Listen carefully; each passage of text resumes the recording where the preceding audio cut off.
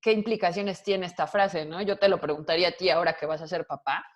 ¿Qué implica esto de quiero que mi hijo sea feliz? ¿Es esto factible? ¿Es una verdadera meta? ¿Siquiera esto sabemos qué significa? Y esto es algo que nos hemos preguntado desde hace mucho, ¿no? ¿Qué es felicidad? Hay diferentes teóricos que tienen respuestas para esto. La psicología tiene respuestas también para lo que es la felicidad. Pero particularmente en la crianza, el yo quiero que mi hijo sea feliz, fuera de ser un cuestionamiento, es una, a veces es hasta una sentencia. Tiene muchas implicaciones en la crianza. Lo que para mí significa esta frase implica cómo voy a criar a mi hijo. Entonces hay que desmenuzar lo que significa para cada uno esta frase y qué es lo que debería ser en realidad. La felicidad pues, es un concepto que no es fácil de explicar, es muy subjetiva, depende de la percepción de cada uno. También implica momentos, ¿no? No hay una felicidad que sea lineal y que sea todo el tiempo. La felicidad son momentos, depende del observador, depende de la época y depende del contexto sociocultural en el que te desenvuelvas. Para Aristóteles, pues la felicidad es el fin de todas las acciones y determinaciones del hombre. Tiene por objetivo algún bien que se desea obtener. Básicamente lo que Aristóteles decía es que el fin supremo del hombre es la felicidad, que es a lo que yo aspiro, a ser feliz, básicamente tratando de obtener algo o logrando la meta que me proponga. No especifica qué tipo de meta. Para Kant es el fin universal de los hombres al que todos queremos llegar o lo que todos perseguimos. Tampoco especifica qué tipo de fin, ¿no? Sino que queremos llegar a la felicidad. Alarcón ya es un poco más contemporáneo y define la felicidad como un estado de satisfacción que es más o menos duradero, eh, es experimentado subjetivamente por el individuo en posesión de un bien deseado. Esto ya es más eh, particularmente por una cuestión de obtener algo, de lograr algo. Él ya lo dirige hacia un plano más material. Eh, Benjoven, que es un psicólogo positivista, hace referencia a la felicidad como el grado en el cual cada quien juzga en general la calidad de su vida en forma favorable, ¿no? Ya tiene que ver más con una cuestión de bienestar en general. Ellos también son psicólogos positivos, Westman y Riggs, y ellos dicen que la felicidad es una evaluación global de la calidad de las propias experiencias individuales en el campo de sus asuntos importantes. Esto ya va enfocado más hacia el bienestar. Y podríamos decir que la felicidad entonces se entiende como un sinónimo de satisfacción con la vida, de bienestar en general, subjetivo, depende de cada quien, y es la suma de los placeres y los dolores. Aquí sería más cuestión de una cuestión personal de ver con qué idea uno se identifica más para de ahí partir hacia lo que vamos a hacer en cuestión de crianza. Esto es un punto muy importante. Algunos teóricos ya más modernos nos indican que la felicidad es un estado que podemos lograr a través de un equilibrio. Un equilibrio entre una buena gestión de los deseos, una buena organización de la pirámide de las necesidades y de un contacto social con significado. ¿Qué significa esto? Que logremos la felicidad viene o es resultado de tener un equilibrio entre lo que queremos y la realidad, que obtengamos lo que necesitamos en un plano físico, con esta pirámide de las necesidades en la que hasta arriba está la superación, y un contacto social con significado. Esto quiere decir que logremos tener relaciones interpersonales cálidas, respetuosas y con significado, que haya un componente de amor de por medio. Entonces, podríamos pensar que una personalidad sana o bien adaptada podría ser entonces la clave para ser feliz, porque en una personalidad sana o bien adaptada hay un equilibrio entre lo que yo quiero y lo que es real. Tenemos buenas habilidades de comunicación, e inteligencia emocional, es decir, podemos decir lo que sentimos de manera adaptativa, podemos aceptar lo que los otros sienten, conocemos nuestros estados emocionales, podemos controlarlos de alguna manera o gestionarlos adecuadamente. Esto nos hace tener relaciones interpersonales buenas y amorosas, cálidas. Hay presencia de tolerancia a las frustraciones en una personalidad sana. Toleramos las cosas que no nos salen bien. Hay presencia de autocontrol, competencia, que lo voy a explicar más adelante, una autoestima adecuada, la realización de una variedad de actividades y no solamente actividades muy particulares, sino una gama de varias actividades. Hay motivación interna y otras, ¿no? Esto para mí sería una conclusión importante y me parece muy importante hacerlo notar porque entonces esto me haría pensar que el yo quiero que mi hijo sea feliz es más yo quiero que mi hijo sea una persona bien adaptada o sana en cuestión emocional. Vamos a aclarar algunos de los conceptos que dije antes. ¿Qué es la tolerancia a la frustración? Esto es algo que cuando su pequeño vaya a la escuela, probablemente lo van a escuchar mucho. Se lo dicen mucho a los papás en las escuelas, sobre todo últimamente, porque los niños no la tienen, entonces, ni los adolescentes y muchos adultos ya no la tenemos. La frustración es una respuesta adaptativa. Se da cuando se percibe que una situación ya se salió de control, es inesperada y aparece la frustración como un mecanismo para recuperar el equilibrio. Cuando algo ya no es como lo habíamos planeado, ¿no? Algo ya se salió de nuestro control. Viene la frustración. Y hay algunas situaciones de desequilibrio que pueden hacer que aparezca la frustración. Aquí hay algunos ejemplos. La realidad es menor al ideal. Yo tengo un ideal, ¿no? Algo que yo me imagino que va a pasar, pero la realidad no lo alcanza.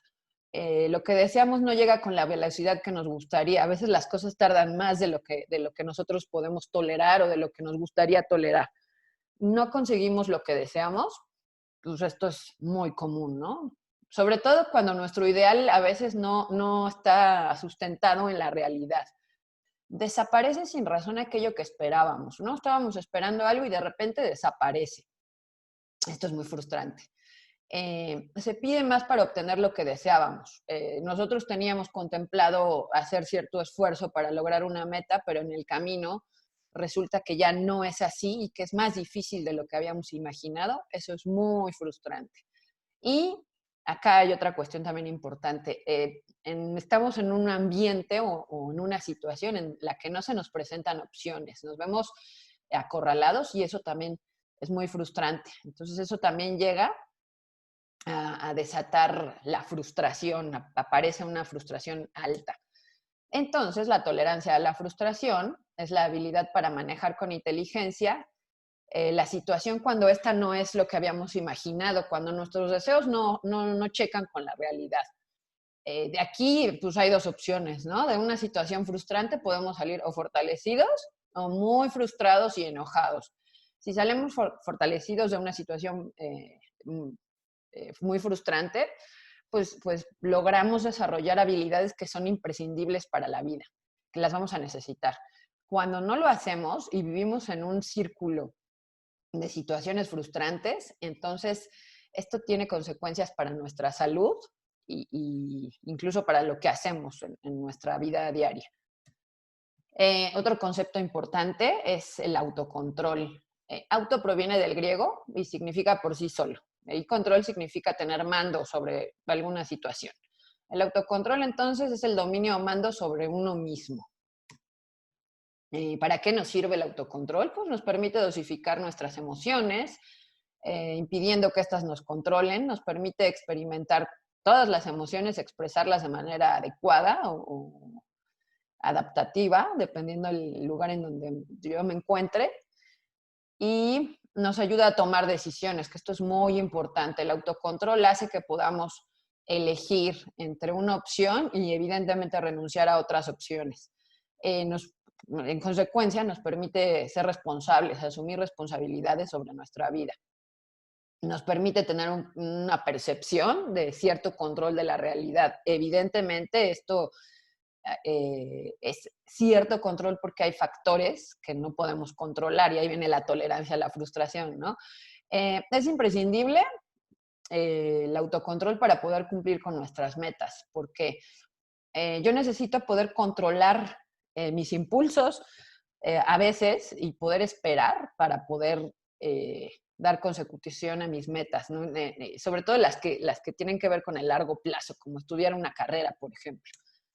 Eh, Algunas cualidades de las personas con autocontrol: manejan bien los sentimientos impulsivos, los hay, pero no caen ante ellos, y las emociones perturbadoras, que las hay, o sea, estas están presentes, ¿no? Los sentimientos impulsivos también, sobre todo cuando hay una situación muy frustrante o algo que me mueve, pero las manejan bien, esa es la diferencia. Se mantienen compuestas, positivas y tranquilas, aún en momentos difíciles. Piensan con claridad. ¿Por qué? Porque manejan bien los sentimientos impulsivos y no pierden la concentración cuando se encuentran bajo presión. Es muy importante, pues para poder tener una vida satisfactoria entonces y poder lograr las metas, tener autocontrol. Aquí hay otro concepto muy importante que está muy de moda, que es la resiliencia. La resiliencia es la capacidad de recuperarse y adaptarse después de que hay un evento estresante. Superar los eventos negativos de este evento, que representa un riesgo, es el afrontamiento exitoso de las experiencias traumáticas y poder brincar los efectos negativos de una experiencia traumática. Y además salir fortalecido de estas experiencias. Hay algunas cualidades que tienen las personas que son resilientes, son autónomas, su autoestima es elevada, es buena, tienen autoconfianza, tienen curiosidad, tienen autodisciplina, tienen control sobre el ambiente y hay presencia de emociones positivas. Todo esto tiene que ver con la tolerancia a la frustración, con el autocontrol, con la responsabilidad. Son conceptos que están muy relacionados entre sí. Hay otros factores que componen la resiliencia, que es el optimismo, ¿no? Ver las cosas con un cristal más positivo. Sin embargo, no dejar de ver la realidad, no hay que confundir. Eh, la empatía es un factor que compone la resiliencia, esta capacidad de ver hacia adentro, de echarme un clavado hacia mis pensamientos, mis acciones y tener autorreflexión, poder aprender de mis errores. A esto se le llama insight. Eh, una competencia intelectual es importante para la resiliencia, el que yo me sienta con la capacidad intelectual y la preparación académica, intelectual y cognitiva para poder enfrentar los retos que la vida me pone. Una autoestima elevada, una dirección o misión, es decir, saber hacia dónde voy, tener un sentido de la vida, ser perseverante, ¿no? Ser tenaz, que tiene que ver a veces con el autocontrol también y con la tolerancia a la frustración. Entonces, la tolerancia a la frustración y el autocontrol pues tienen mucho que ver con la resiliencia y es la resiliencia la que nos ayuda a salir fortalecidos ante los problemas de la vida. Por eso es importante ayudar a nuestros pequeños a desarrollarlas. Y qué mejor desde antes de que nazcan o desde que son pequeños, ¿no? Para poder tener un plan, irlos acompañando. Es importantísimo contar con estas habilidades para la vida. Entonces, la resiliencia es la suma de factores individuales, familiares y sociales. Esto tiene que ver, los factores individuales tienen que ver con la cuestión genética, las cuestiones que no hay, en donde no tiene que ver el ambiente ni tiene que ver la familia. Obviamente hay factores familiares, factores ambientales que tienen que ver con todo lo de afuera y con el núcleo familiar, y los factores sociales que tienen que ver ya con la sociedad en la que yo me desenvuelvo. Estos factores realizan funciones de protección para la persona ante los altibajos de la vida. ¿Qué significa esto? Que cuando yo tengo estos factores y yo tengo resiliencia, yo estoy protegido para que estas cuestiones, estos altibajos, estas vicisitudes de la vida no me generen un problema mayor, ¿no? No me generen, por ejemplo, una depresión, una crisis de ansiedad. Es este tipo de protección a la que me refiero, ¿no? Poder salir fortalecido de una situación muy estresante o muy traumática es un factor de protección. Y no nada más nos ayuda a transitar por ello, sino que nos hace salir con algo más, ¿no? Yo aprendo, tengo muchas más habilidades que antes de haber pasado por este trauma o de este trance. ¿Por qué es importante contar con estas habilidades en la vida? Las que ya mencioné antes, ¿no? La resiliencia, tolerancia a la frustración, autocontrol, responsabilidad, disciplina, por ejemplo, que derivan de las anteriores. Bueno, porque es importante porque gracias a ellas puedo yo terminar mis metas, lograr lo que yo me propongo. Sin ellas es muy complicado poder terminar algo que yo me propongo, porque para lograr una meta pues se necesita autocontrol, necesito capacidad de postergación, ¿no? No poder esperar la recompensa inmediata, tener la visión para esperar, no sé, a veces años para obtener lo que yo estoy buscando. Entonces, por eso son necesarias estas habilidades para poder tener una vida laboral, académica o social satisfactoria. Y esto tiene que ver con tener relaciones significativas, relaciones cálidas, relaciones amorosas y poder llevarme de manera adecuada con las demás personas, que mis relaciones interpersonales sean exitosas, ¿no? Y esto va a hacer que toda la cuestión de relación interpersonal sea satisfactoria, sea adaptativa. Tenerlas también me ayuda a que yo me pueda adaptar a los diferentes medios y situaciones, a lugares y a situaciones distintas. También me va a ayudar a tener un equilibrio emocional, que es importantísimo para tener salud mental. Y me va a ayudar también tenerlas a resolver problemas. Gracias a ellas yo puedo resolver problemas y salir airoso de ellos. Y aquí voy a hablar un poco de un test que hicieron en la Universidad de Stanford hace años a un grupo de preescolares. Y esto es muy importante porque tiene que ver con el autocontrol, un poco con la tolerancia de la frustración.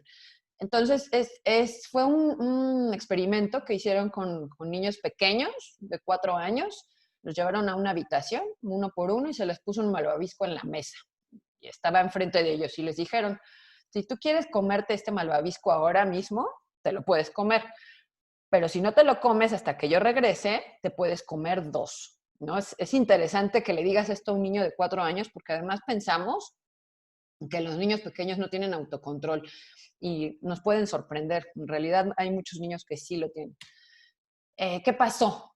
Bueno, lo que pasó fue que algunos niños comieron el malvavisco porque lo tenían enfrente y no pudieron aguantar, y otros toleraron, esperaron a que regresara la persona y tuvieron 2 malvaviscos. Entonces, los hallazgos fueron muy interesantes. Varios años después, esto lo checaron 14 años después, cuando los niños terminaron la secundaria, y luego lo checaron después, cuando los niños terminaron ya su preparación académica y empezaron a trabajar. Entonces, lo que encontraron fue que los niños que se apresuraron tenían mayor tendencia a desintegrarse bajo presión, eran mucho más irritables, entonces esto da un mayor índice de peleas. Evidentemente eran más impulsivos también, no pensaban antes de actuar, hacían.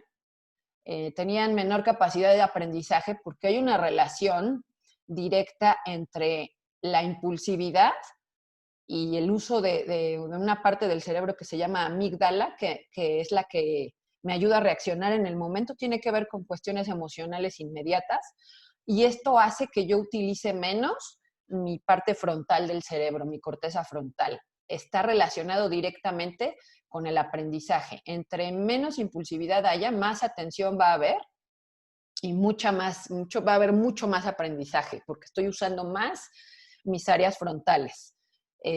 A mayor impulsividad, menor capacidad de aprendizaje, porque se utiliza mucho más zonas más primitivas del cerebro que tienen que ver con las emociones.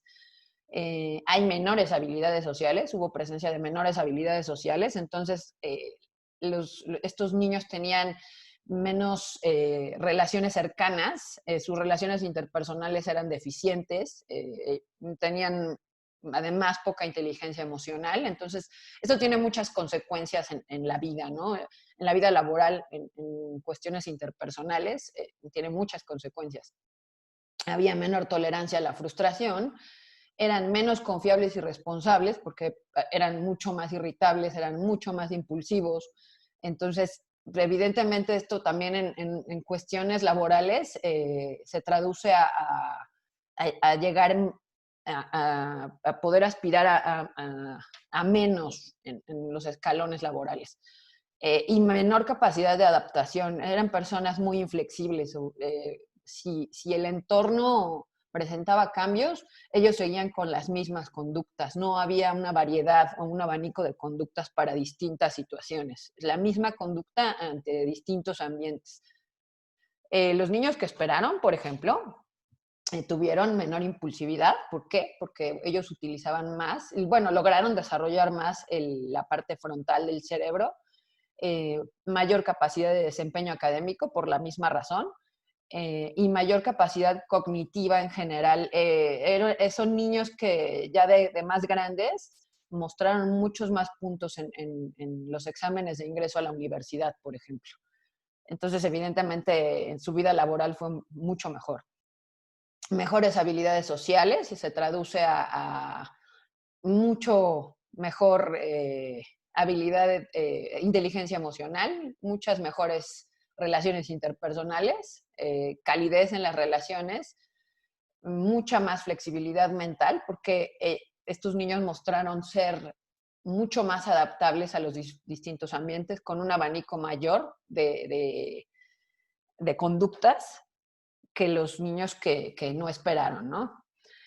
Mucha mayor tolerancia a la frustración y mostraron también ser más confiables y responsables. A la larga, ya después de muchos años, más o menos 28 años que duró el estudio, se dieron cuenta también que los niños que se apresuraron tenían más tendencia a tener trastornos de ansiedad, depresión, que los niños que esperaron.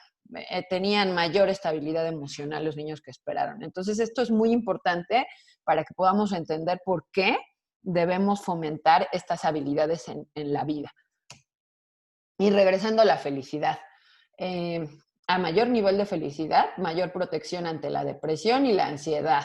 Obviamente va a haber una mejor perspectiva del futuro, por lo que vimos que una cualidad de las personas bien adaptadas es el optimismo.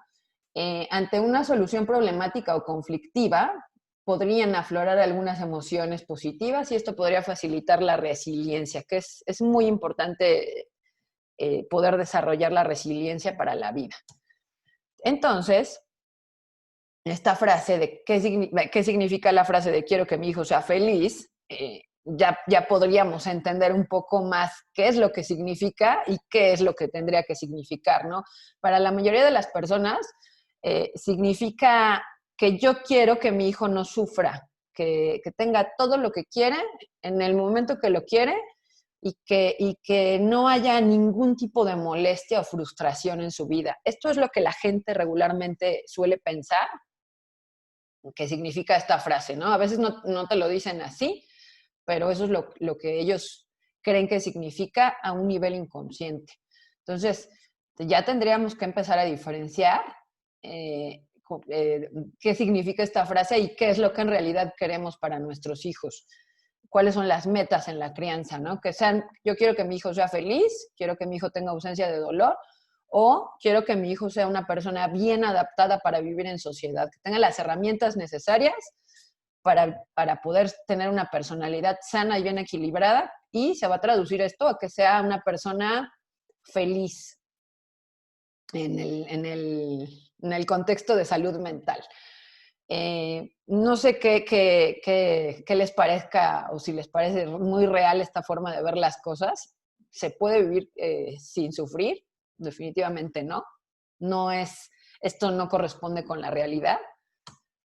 Y bueno, La respuesta podría encontrarse en entender la diferencia entre felicidad y placer, que esto es algo muy importante, y en entender qué es lo que realmente necesitamos para tener un equilibrio emocional, salud mental, una personalidad bien adaptada. Entonces, es bueno entender, o nos va a servir mucho entender por qué el placer no es lo mismo que la felicidad. Son dos vías diferentes, dependen de dos sustancias que se segregan en el cerebro, pero son diferentes. Aunque las dos son necesarias, tienen efectos diferentes en el organismo y en la vida. La dopamina, que tiene que ver con el placer y el circuito de la recompensa, la dopamina es adictiva. Si yo la tengo en exceso, puede degenerar en adicción. A corto plazo me hace disfrutar de las cosas, pero es poco lo que dura el efecto de la dopamina, por eso necesito más. Es visceral, puedo sentirla en el cuerpo, me da un efecto fisiológico en el cuerpo. Me incita a tomar acción para obtenerla, ¿no? Cobrar tus fichas en el casino, beberme 10 copas en lugar de 3, me incita, por ejemplo, a tener conductas sexuales que no son las adecuadas o las más sanas, me incita, por ejemplo, a comer de más.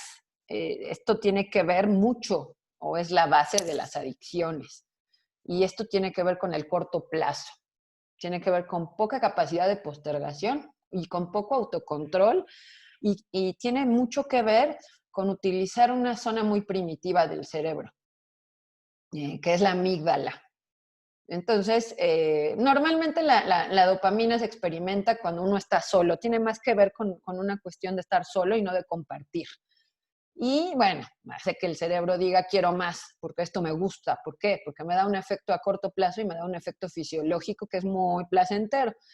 Pero entonces, si hay un exceso de dopamina, yo voy a caer en adicciones. Por esto es importantísimo poder tener una adecuada gestión entre el placer, entre los instintos y la realidad. ¿Por qué? Porque si yo abuso de la dopamina, voy a caer en alguna adicción, y hay muchos tipos de adicciones. Entonces, por eso es importante poder enseñarle a mi hijo a poder controlar sus instintos, sus impulsos, para no caer en un exceso de dopamina. Y bueno, obviamente el que falte dopamina, pues también es malo, ¿no? El tener demasiado autocontrol me va a llevar a no disfrutar de las cosas, esto también me enferma. Entonces, aquí la clave es el equilibrio. La serotonina, que está relacionada con la felicidad, no es adictiva, me da un efecto a largo plazo, es más etérea, se siente encima del cuello, pero aquí esto es una cuestión muy importante, porque la felicidad, el efecto de la serotonina, me va a incitar a dar. Por ejemplo, ofrecerme de voluntario en un comedor social, ¿no? Tiene que ver esto más con el altruismo. Una persona satisfecha con la vida, una persona feliz, una persona que tiene suficiente serotonina, es una persona altruista, es una persona que da. Y necesitamos más de estas personas en la sociedad. Entonces, por eso es importante tener un equilibrio entre las dos. Eh, la felicidad o el efecto de la serotonina se comparte. Yo quiero estar con los demás, quiero compartir con los demás esta felicidad que estoy sintiendo. Y hace que el cerebro diga, me siento bien, es suficiente, voy a parar. Pero cuando me falta serotonina, también hay efectos. Poca serotonina desencadena en depresión. Entonces, por eso es importante contar con un equilibrio. La felicidad entonces se sustenta en una adecuada gestión del placer biológico, es decir, contar con un equilibrio entre el placer y poder postergar el placer para cuestiones superiores. La mejor forma de satisfacer una necesidad a veces no es la más inmediata, por eso es necesario el autocontrol.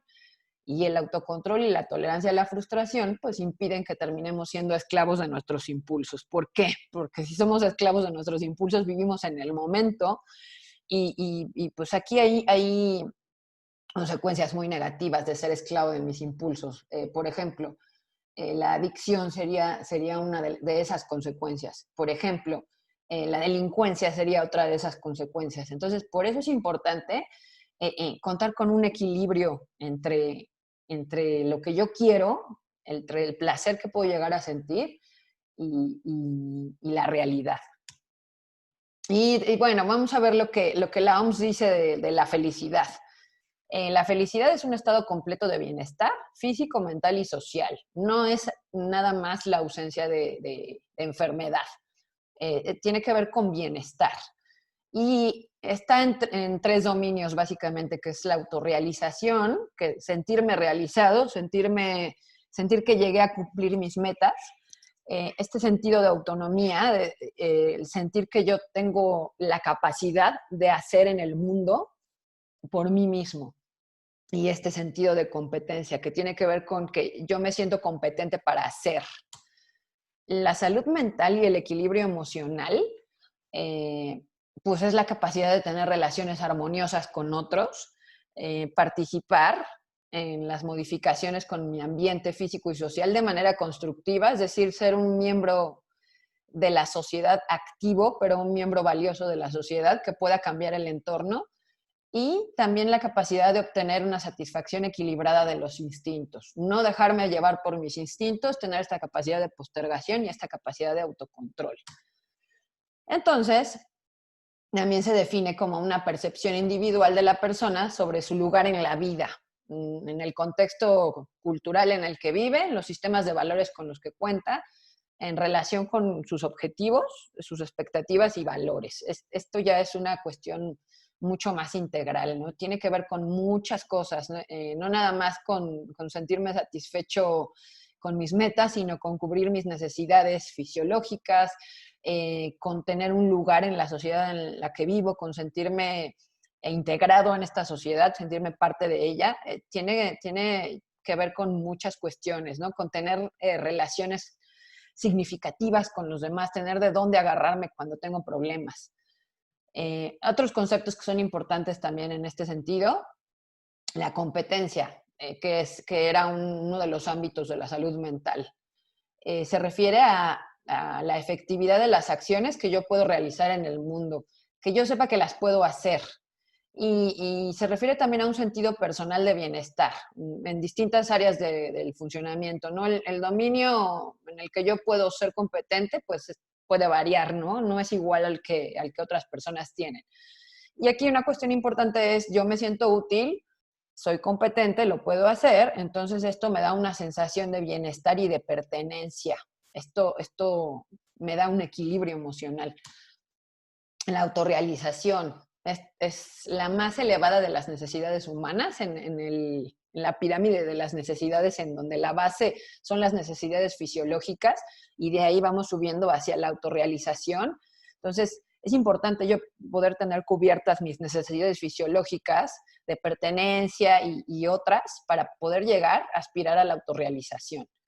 Y es importante que la podamos sentir todos y poder progresar, ¿no? De a poco para llegar a ella.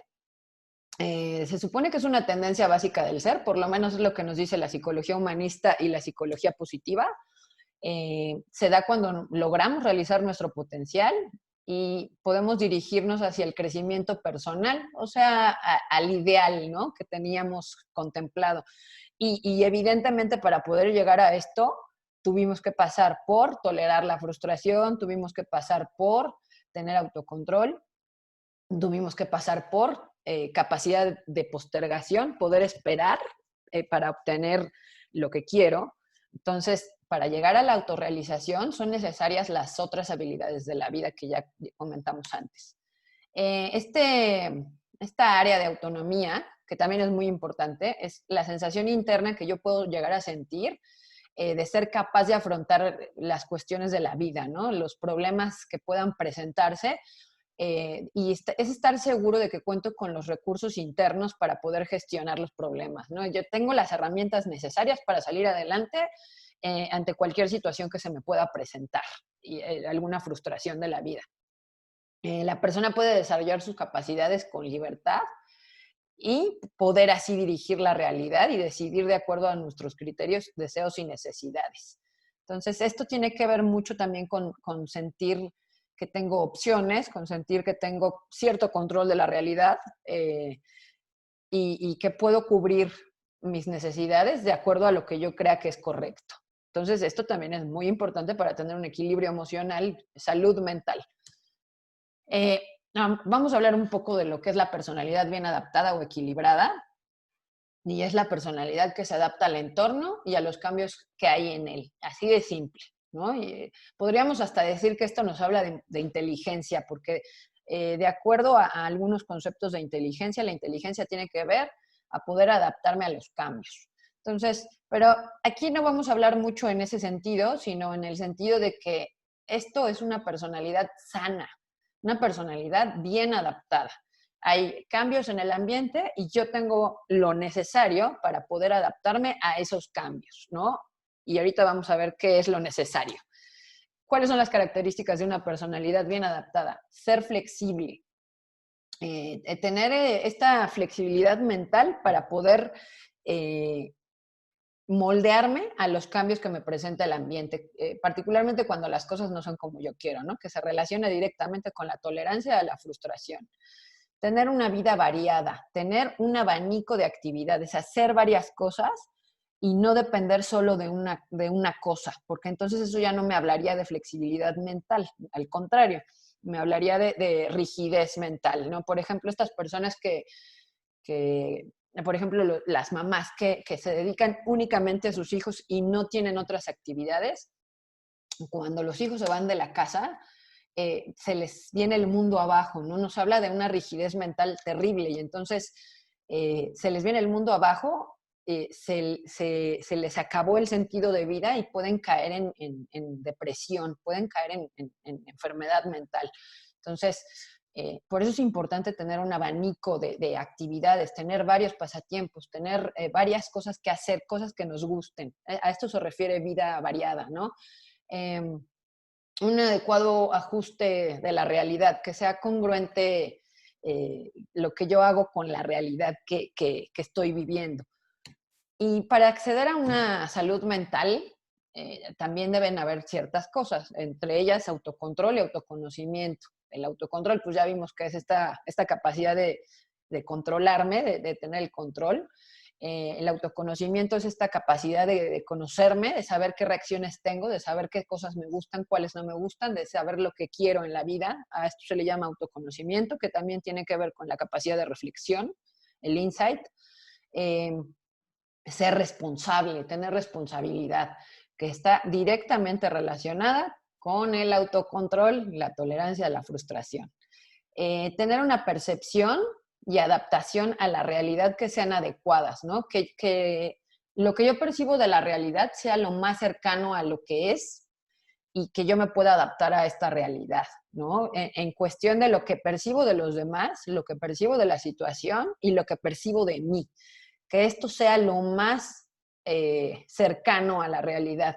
Cuando una persona no tiene una adaptación a la realidad adecuada, por ejemplo, es cuando yo vivo en negación, mi tolerancia a la frustración es tan baja que muchas veces no veo la realidad como es porque no me gusta lo que veo. Entonces, a eso yo le llamaría un ajuste inadecuado de la realidad, ni una percepción inadecuada de la realidad. Entonces, para eso necesito tener salud mental y a esto me lleva la salud mental. Tener una madurez afectiva que tiene que ver con inteligencia emocional.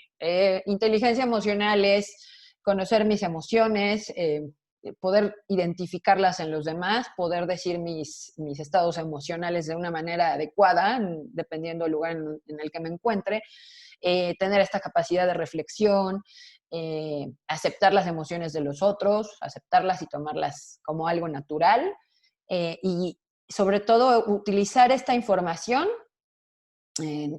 para poder lograr mis metas y para poder vivir en sociedad. A esto se le llama madurez afectiva, poder tener relaciones ricas, relaciones amorosas. La estabilidad emocional, pues evidentemente es importantísima para la salud mental. Poder tener unos estados emocionales estables, aunque haya cuestiones que cambian en la vida, aunque haya problemas. Y bueno, hay otras cuestiones que son importantísimas, que es un cultivo intelectual. ¿Por qué? Porque si yo me cultivo de manera intelectual, yo voy a saber cómo funciona el mundo. Si sé cómo funciona el mundo, si cognitivamente hago uso de todas mis habilidades, entonces yo estoy mucho más armado para poder reaccionar ante los cambios del ambiente y esto me va a dar salud mental. El que yo no tenga un cultivo intelectual adecuado y además me dé cuenta de ello, me va a hacer sentir en desventaja con los demás y esto también me va a llevar a trastornos mentales, me va a llevar a enfermedad mental, ya sea estados de ansiedad, estados depresivos o cuestiones de ira, por ejemplo, insatisfacción. La insatisfacción cuando es prolongada también me puede llevar a la depresión. Importante, contar con un código moral y ético de la vida, es decir, reglas, estas cuestiones en las que yo me sé dirigirme en la vida, ¿no? Este comportamiento eh, de lo que está bien y lo que está mal y actuar en consecuencia de lo que yo creo que está bien y está mal. A esto se le llama tener un código moral y ético. Proyecto de vida, importantísimo. Tener una dirección, saber hacia dónde voy. Sentido de la vida le podrían llamar también. Es importante para tener salud mental. Si yo no tengo un sentido de la vida, no sé a dónde voy, no sé por qué estoy aquí, es mucho más fácil caer en depresión, mucho más fácil. Y contar con una cuestión de espiritualidad. No necesariamente tiene que ver con ser religioso, pero sí tiene que ver con ser profundo, con ser reflexivo en las cuestiones importantes de la vida y con contar con una base espiritual para poder ver las cuestiones de la vida de manera más profunda. A esto se refiere ser espiritual, no necesariamente ser religioso, aunque también puedes pensar que es ser religioso si es que eres religioso. Y bueno, el equilibrio del individuo consigo mismo y con su medio es el grado máximo de adaptación interna y externa que logra la persona de acuerdo a su contexto social, cultural y familiar. Entonces, lo que estamos buscando aquí es un equilibrio emocional, salud mental. Y para eso necesito tener una personalidad bien adaptada. Entonces, con todo lo que ya vimos, ¿qué podría pasar si yo no desarrollo estas habilidades? Y si no le ayudo a mi hijo a desarrollarlas, pues bueno, no voy a ser una persona bien adaptada para la vida, voy a ser una persona que no tenga buenas habilidades sociales, entonces no voy a tener buenas relaciones interpersonales, voy a tener problemas a nivel laboral, voy a tener problemas de depresión, puedo tener problemas de ansiedad, no me siento apto para poder realizar o realizarme en la vida. Eso también me lleva a trastornos mentales, autoestima baja, mi capacidad de autoeficacia, mi sentimiento de autoeficacia también es bajo, entonces eso va a hacer que no tenga metas. Eh, si no tengo autocontrol, tampoco voy a tener metas y si no tengo metas, no voy a saber a dónde voy y eso afecta directamente a mi sentido de la vida. Si no tengo tolerancia a la frustración, bueno, pues no voy a tolerar nada de los cambios que hay en la vida, nada de las cuestiones difíciles de la vida y puedo caer en una crisis fácilmente y además voy a vivir eh, con frustración constante y eso también me lleva a la enfermedad mental y muchas más. Es muy complicado no contar con ellas. Entonces, aquí el punto importante sería, si ya vimos que es importantísimo desarrollarlas, ya vimos que es importante para tener una salud mental, contar con una personalidad sana o bien adaptada, aquí el punto clave sería cómo puedo ayudar a mi hijo a desarrollarlas. Y aquí hay algunos tips. Eh, hay varios, ¿no? Pero bueno, el primero es brindar apoyo para desarrollar las habilidades académicas, porque como ya vimos, necesito desarrollar mi potencial intelectual y cultivarme en cuestión intelectual para poder saber cómo funciona el mundo y tener control. Control en las cosas que hago y control sobre estas cuestiones, por ejemplo, laborales, ¿no? Mi sensación de autoeficacia, por ejemplo, tiene mucho que ver con esto. Entonces, Evidentemente hay una base genética de la inteligencia, que esa yo no la voy a modificar, ya está dada por la naturaleza, por la herencia, pero yo sí puedo hacer que la cuestión que no depende de la genética, que depende del factor ambiental, le ayude a desarrollar todo su potencial. ¿Por qué? Porque entonces lo estoy dotando de habilidades que son importantísimas para la vida, que es que se defienda de una manera intelectual en el mundo. Que además, en esta época y en la que viene, que va a ser mucho más complicada, esto pinta para ser muy importante. Entonces, evidentemente es importantísimo, pero tengo que hacerlo de una manera respetuosa, ¿no? Respetando siempre eh, lo, lo que el niño también quiera hacer, estas preferencias, estas motivaciones internas que tenga el niño, y respetando también un poco la manera en la que cada quien aprende. Pero sí es importante brindar apoyo para desarrollar estas habilidades, porque son importantísimas para la vida. Y ahora está muy de moda esta psicología positiva que te dice que no es importante ser inteligente y tener estas habilidades cognitivas como memoria, aprendizaje, lenguaje, que lo más importante es la inteligencia emocional. Yo sí creo que es importante la inteligencia emocional, pero creo que para poder tener una satisfacción con la vida y tener salud mental, también es importante desarrollar la inteligencia eh, clásica. ¿Por qué? Porque me va a ayudar a tener mejores habilidades académicas y me va a preparar para tener más herramientas para poder desenvolverme en el mundo, en un mundo que no es fácil, hay mucha competencia. Entonces, no hay que dejarnos llevar por las modas. Sí es importante desarrollar estas habilidades, pero desarrollarlas de manera respetuosa. Otra cuestión importante es ayudarlos a gestionar sus emociones. ¿Qué es esto?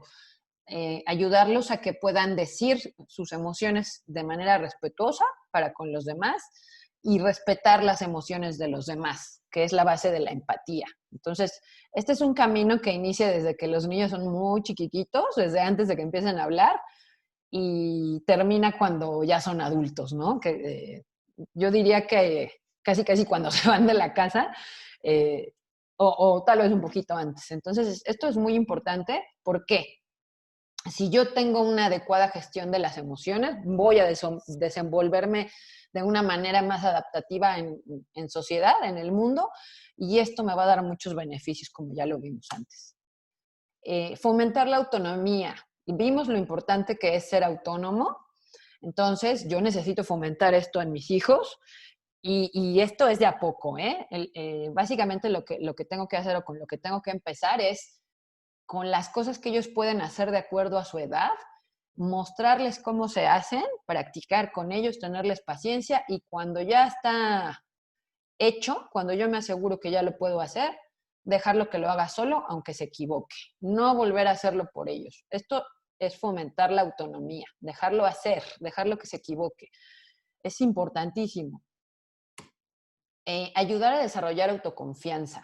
La autoconfianza tiene que ver mucho con la autoestima y con esta capacidad de sentir que puedo hacer las cosas, que tengo control sobre el ambiente. Entonces, también tiene que ver con lo que yo sé que puedo hacer, con cuáles son mis virtudes. Entonces, para eso es necesario estimular a los niños diciéndoles lo que hacen bien, pero además dejarlos hacer. Y esto a la larga les va a dar autoconfianza y va a aumentar su autoestima. Y desarrollo de habilidades sociales y de comunicación, desarrollo de inteligencia emocional. Entonces, es importante la parte intelectual, como vimos al principio, porque los estoy dotando de herramientas para que se desenvuelvan en un mundo muy competitivo, en un mundo donde es necesario que yo tenga estas habilidades para el campo laboral y también es importante el desarrollo de habilidades sociales y de comunicación para que ellos tengan inteligencia emocional. Las dos inteligencias son imprescindibles y es importante que yo le ayude a mis hijos a desarrollarlas, que los acompañe en este proceso. Brindarles un ambiente familiar amoroso y respetuoso, en donde ellos se sientan queridos y se sientan respetados, se sientan incluidos. Esto es importantísimo para una salud mental a mediano y a largo plazo. Cohesión familiar. que la familia esté unida, que ellos se sientan miembros de la familia, porque además a la larga, además de brindarme beneficios en mi salud mental, a mediano y a largo plazo, también va a hacer que este niño salga a la sociedad siendo o sintiéndose parte o siendo un miembro valioso de la sociedad, ¿no? Un miembro que se siente parte de ella. Y entonces es un miembro que le va a aportar a la sociedad. Por eso es importante la cohesión familiar. Y esto es importantísimo, brindarles estructura, porque brindarles estructura repercute en responsabilidad, en disciplina, repercute en autocontrol y repercute en tolerancia a la frustración. La estructura se refiere a mostrarles a los niños cómo funciona el mundo desde un nivel micro, nivel micro o nivel familia, ¿no? Para que después salgan a la escuela, ya lo hagan en un nivel medio.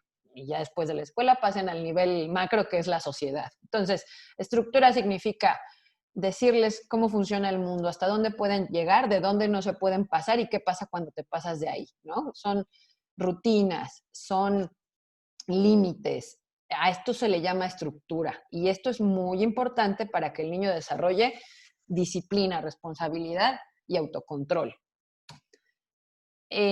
Todas son importantes, ¿no? Pero bueno, el apoyo emocional es importantísimo para que la persona se sienta querida, se sienta aceptada y tiene que ver con las demostraciones de amor, apoyo y aceptación incondicional.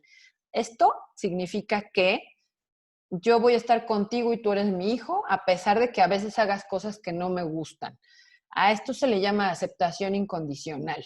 Y esto es importantísimo para protegernos de enfermedad mental y desequilibrios emocionales, no solo a largo plazo, sino a mediano plazo y a corto plazo. En la adolescencia es imprescindible.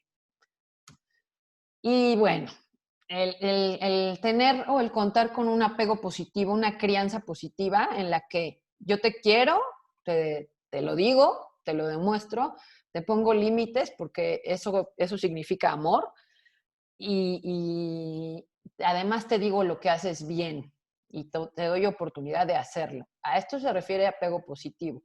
Está demostrado en distintos estudios que los niños que son educados en este tipo de crianza tienen muchas menores posibilidades de presentar trastornos emocionales cuando son grandes. Los hijos que son criados con otros estilos de crianza, como el estilo autoritario o un estilo de abandono, por ejemplo, o un estilo más permisivo, son niños que van a tener muchos problemas de enfermedad mental cuando sean grandes y muchos problemas emocionales desde que son pequeños. Se dice que los niños que viven en hogares donde hay cierto tipo de abandono, desde los 3 años ya empiezan a presentar conductas antisociales, conductas de agresión, conductas de mucha ansiedad. Entonces es importante brindarles un apego positivo junto con las otras cosas para proteger su salud mental, su estabilidad mental y además brindarles un buen desarrollo. Entonces, esa es la última. Y terminamos. Entonces,